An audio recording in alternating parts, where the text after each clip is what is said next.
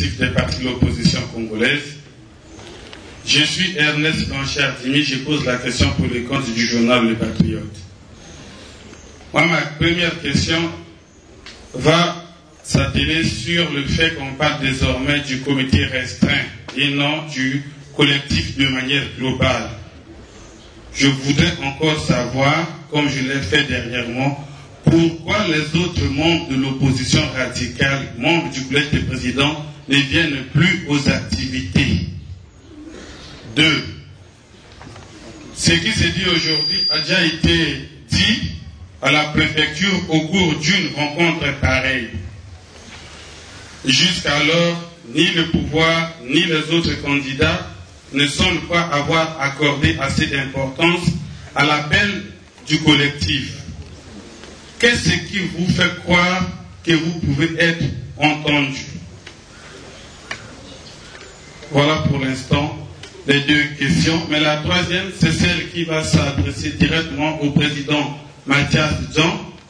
En suivant les images et les commentaires ici et là, un candidat aurait dit quelque part, notamment à Gamboma, qui est censé être votre fief, que c'est vous qui l'auriez mandaté là-bas. Donc il aurait parlé à votre nom. Alors que on se rappelle que vous avez dit que cette élection du 20 mars ne concerne pas les Congolais. Qu'en est-il exactement?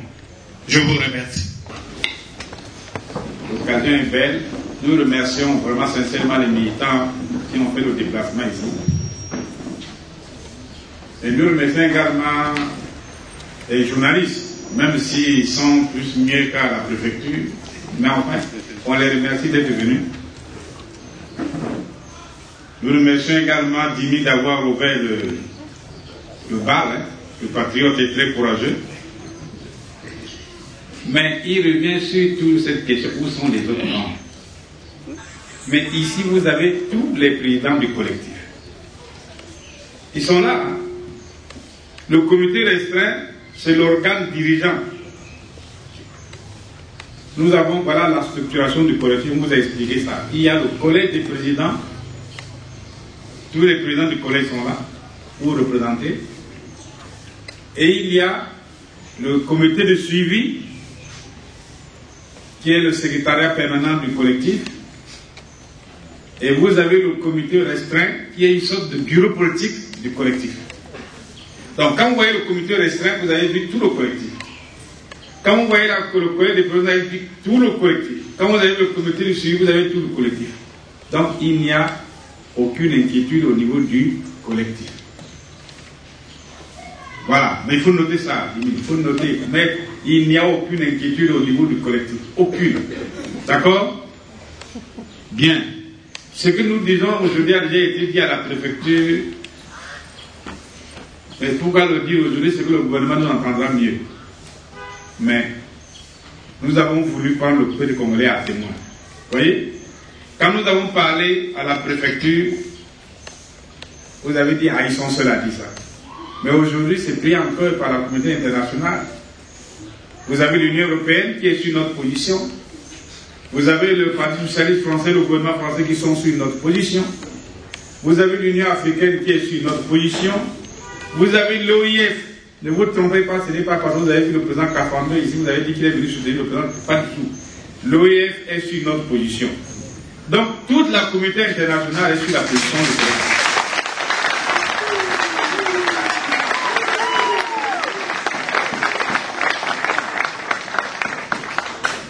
Donc, nous avons voulu lancer un double appel.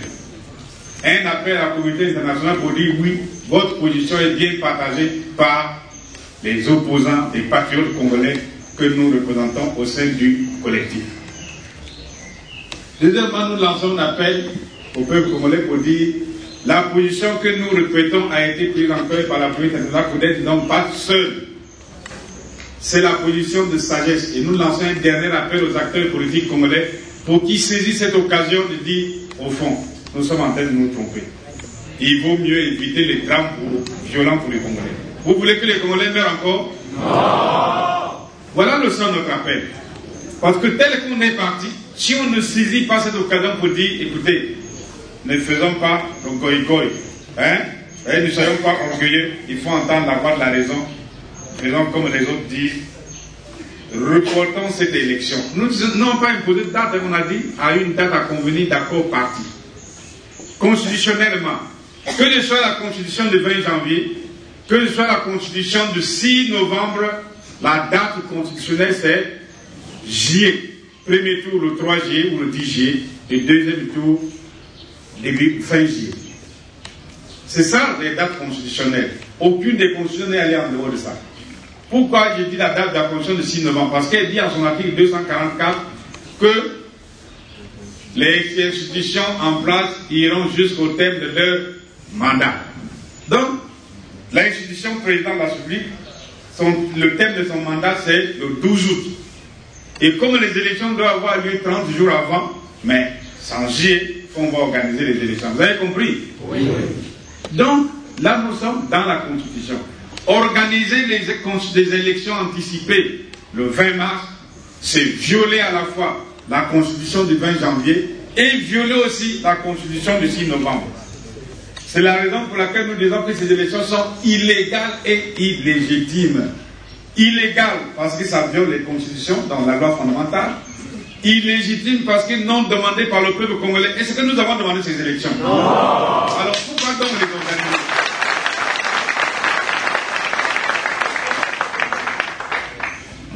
Voilà pourquoi nous disons, dans la mesure où l'illégalité est là, l'illégitimité est là, alors allons à un accord politique. Pourquoi un accord politique? Parce que nous ne sommes pas d'accord avec la constitution du 20 novembre, le 6 novembre. Nous ne sommes d'accord sur la constitution du 20 janvier.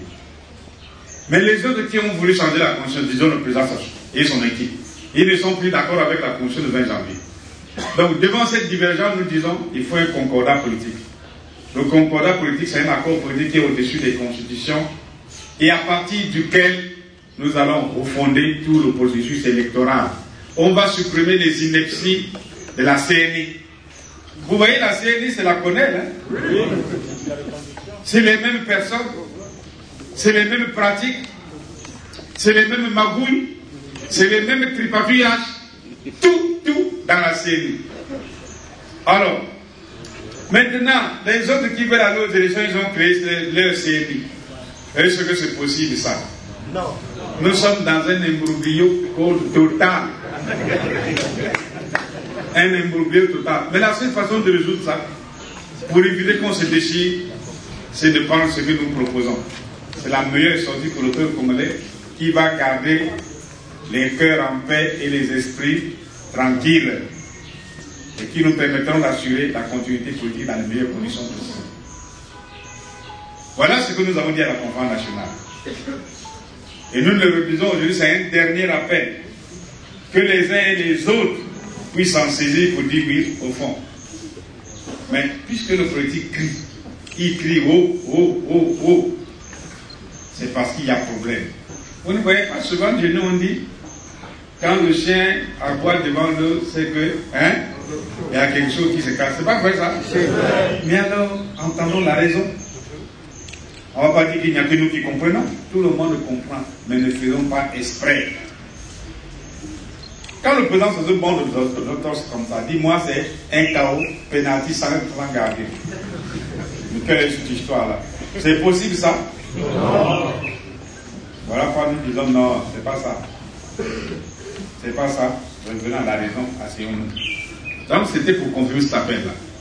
Maintenant, bon, les autres vont me compléter. Une question qui s'adresse à moi directement. Quel candidat a déclaré? D'abord, je ne connais pas ce candidat-là, qui a déclaré que je l'ai mandaté.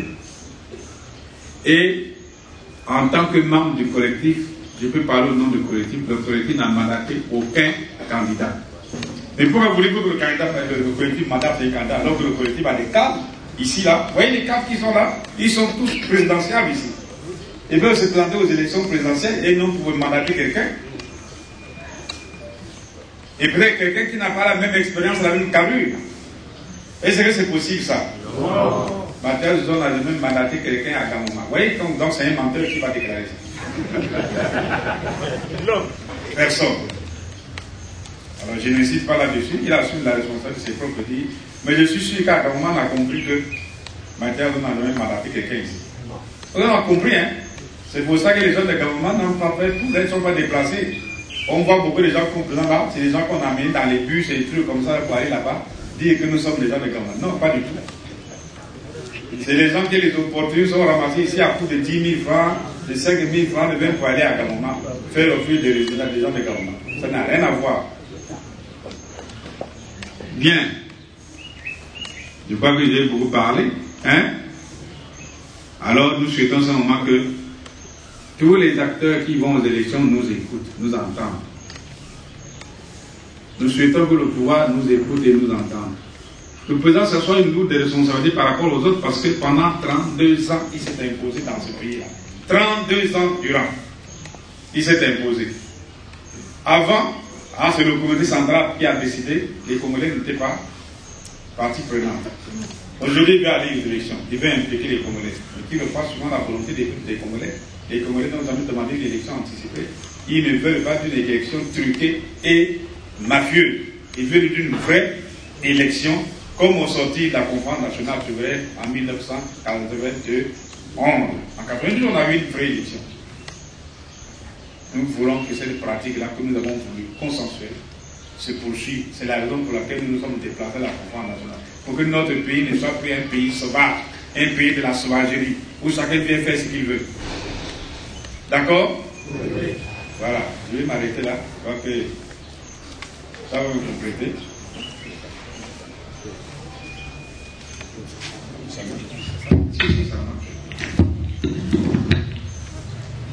J'aurais été surpris que mon cadet Dimi ne prouve pas son amour pour le collectif. Je l'ai dit l'autre jour, il vient encore de le prouver.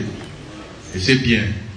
Je crois qu'il faudrait qu'il puisse prendre une carte d'adhésion dans un des partis du collectif, parce que sa place est là-bas. Mathias a répondu à cette question, le collectif est bien là. Il y a, oui, certains dirigeants qui ne sont pas là, pour des raisons tout à fait personnelles, et parfois même obligatoires, parce que se soigner, être pris ailleurs, ça se justifie, mais le collectif est présent, et vous retrouverez les uns les autres quand il sera temps. Mais je voudrais surtout participer à la réponse à la question sur le silence du pouvoir. En réalité, on peut se poser la question, pourquoi le collectif qui a parlé il y a une dizaine de jours à peu près, notamment à la préfecture, pourquoi le collectif revient sur cette question? C'est simplement parce que nous sommes des responsables au collectif. Simplement parce que nous savons que le Congo a déjà eu beaucoup trop de morts. Et une seule supplémentaire, ne se justifierait pas. C'est parce que nous voulons que, enfin, et Mathias l'a dit tout à l'heure, qu'il y ait dans ce pays une alternance démocratique et apaisée. La question qui devrait être celle du patriote, c'est la suivante. Comment se fait-il que le collectif prend une position, l'Union européenne soutient, le Parti socialiste soutient, l'OIF soutient, l'Union africaine soutient, les Nations unies soutiennent, et je crois même avoir entendu un candidat soutenir l'histoire du report de l'élection présidentielle, si je ne m'abuse. Comment se fait-il que tout ce monde et tout ce grand monde comprennent que le collectif a raison et que ceux qui sont en charge de la protection des vies des Congolais ne se rendent pas compte de ça? La question c'est celle-là, il faut s'adresser au pouvoir pour dire comment pouvez-vous être aveugle et sourd devant une réalité dangereuse et vous n'écoutez pas ce que dit le collectif qui est simplement un appel au bon sens. Ce que nous faisons c'est ça, c'est pas autre chose. Écoutez, il vous est arrivé, mon cher cadet Dimi, d'être à l'école et on donne à des jeunes 5 noms. On leur demande de faire l'addition. 5 noms. Et il arrive que des gens aient des résultats différents pour 5 nombres connus. D'après vous, qu'est-ce qui va se produire lorsqu'il s'agit des chiffres différents venant de la CNI et la commission technique, croyez-vous qu'il y a la chance d'avoir finalement un résultat unique et valable qui convainc tout le monde? Ce n'est pas possible. Si nous savons que ceci est porteur de danger, pourquoi ne pas dire écoutons le collectif? Il n'y a pas de honte à ça. Que nous avons viré n'importe lequel des présidents du collectif ait raison, ce n'est pas une bataille pour ça. Le problème c'est comment faire pour éviter le pire à notre pays. Et je crois que ce que vient de dire le président Kafando est important. Vous vous souvenez qu'avant qu'il vienne, l'OIF disait on va accompagner, on va suivre. Lui qui vient de gérer une transition arrive, et ce que vous avez entendu ce matin dans certains médias, c'est l'OIF ne va pas accompagner l'élection congolaise. Lorsqu'on sait que le Parti socialiste l'a dit, lorsqu'on sait que l'Union européenne l'a dit, c'est-à-dire la France, l'Allemagne, l'Italie, le Portugal, tous ces pays-là disent il faut reporter. Lorsqu'on sait, et je sais que Dimi le sait, que les Nations Unies ont dit la même chose, que l'Union africaine a dit la même chose, pourquoi voulez-vous amener les Congolais à l'abattoir? Parce qu'il s'agit de ça, en fait. Enfin, aujourd'hui, vous n'avez pas que la presse avec vous. Vous avez également ceux qui adhèrent à votre vision de la gestion du pays et de l'avancement du système démocratique au Congo. Ils attendent de vous sûrement le mot d'ordre par rapport à cette élection. Comment vont-ils se comporter le 20 mars 2016, puisque on sait que l'élection pourra ne pas être reportée?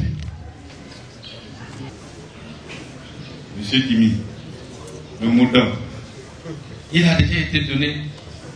Nous avons dit que cette élection ne nous concerne pas.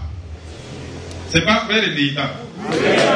On a déjà dit que cette élection ne nous concerne pas du tout.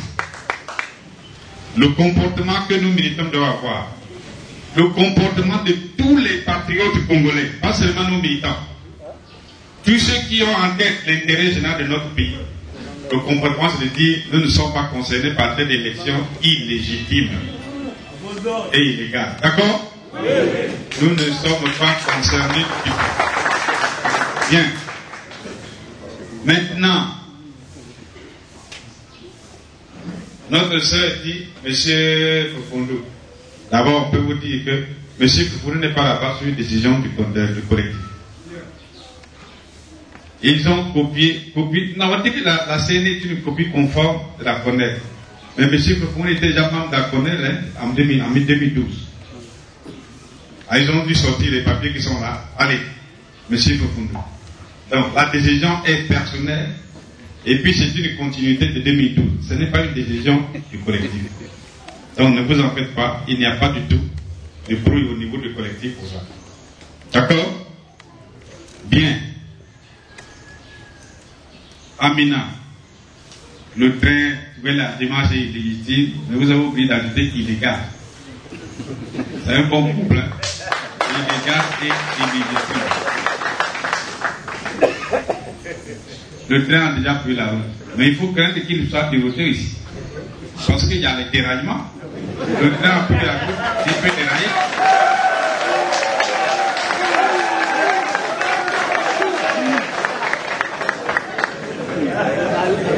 Mais si il traverse les villages et qu'il y a des passagers en cas de déraillement, qu'est-ce qui peut arriver?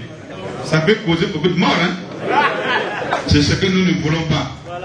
Voilà pourquoi il faut qu'il s'arrête pour éviter les déraillements, éviter les morts, éviter les accidents, que ce train ne déraille pas. Parce qu'il est illégal et illégitime et il est voué au déraillement. Il n'a pas une autre issue que ça, que le déraillement. Bon, maintenant, pourquoi on ne l'a pas arrêté au départ? Mais je crois que vous ne suivez pas. Rappelez-vous, le dialogue alternatif de Diata, c'était pour arrêter le démarrage de tel train. Nous avons fait le dialogue alternatif de Diata qui s'est appuyé sur deux choses essentielles. Première chose, ne pas changer l'ordre constitutionnel. C'était pas normal. Deuxième chose, il faut revoir la gouvernance électorale. Et troisième chose, l'alternance démocratique doit absolument être la règle. Vous voyez, non? Les trois choses. C'était pour arrêter ces genres de trains qui sont voués au déraillement. Mais le meeting du 27 septembre, c'était un avertissement pour dire attention, déraillement d'un mauvais train qui peut démarrer. 27 septembre. C'était l'avertissement. 17 octobre, c'était l'avertissement. Le 20 octobre, nous avons prévu ce meeting pour dire attention, il est temps qu'on s'asseye. Malheureusement, le pouvoir a manqué de bonnes oreilles et s'est mis à écouter n'importe quoi pour pouvoir mettre ses chiens de garde dans la rue. Et la meute s'est mise à massacrer des Congolais et il y a eu 26 morts. 26 morts. Nous n'avons pas dénombré les disparus. Nous n'avons pas dénombré ceux qui étaient enlevés et arrêtés. Mais nous avons dénombré les blessés graves, 70 dans les hôpitaux de Pointe-Noire et de Brazzaville. Les arrestations. Vous voyez, beaucoup d'arrestations. C'est parce que le train avait mal démarré qu'il y a eu tout ça. Et nous nous disons, il faut arrêter ce train-là qui a mal démarré parce qu'il peut causer encore d'autres dégâts. Alors, qu'est-ce que nous allons faire? Nous allons être comme la bourse qui crie la misère. Nous n'arrêterons pas de crier jusqu'à ce que ce train ne plonge complètement.